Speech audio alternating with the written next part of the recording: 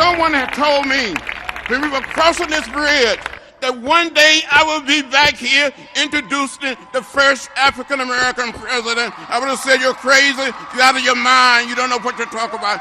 President Barack Obama.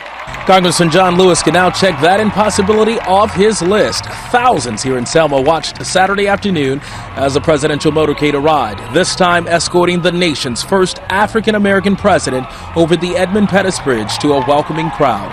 An audience sprinkled with dozens of foot soldiers who nearly lost their lives 5 decades ago on that very same bridge, many of them calling this day a big victory. And that's what we celebrate here in Selma. That's what this movement was all about.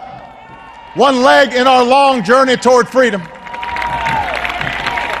And the change these men and women wrought is visible here today in the presence of African Americans who run boardrooms, who sit on the bench, who serve in elected office from small towns to big cities, from the Congressional Black Caucus all the way to the Oval Office. The president acknowledging there is still more work to be done. However, he told the crowd to celebrate the enormous amount of change that has taken place. If you think nothing's changed in the past 50 years, ask somebody who lived through the Selma or Chicago or Los Angeles of the 1950s.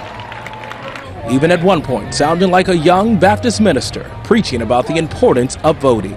50 years ago, registering to vote here in Selma and much of the South meant guessing the number of jelly beans in a jar, the number of bubbles on a bar of soap. It meant risking your dignity and sometimes your life. What's our excuse today for not voting? How do we so casually discard the right for which so many fought?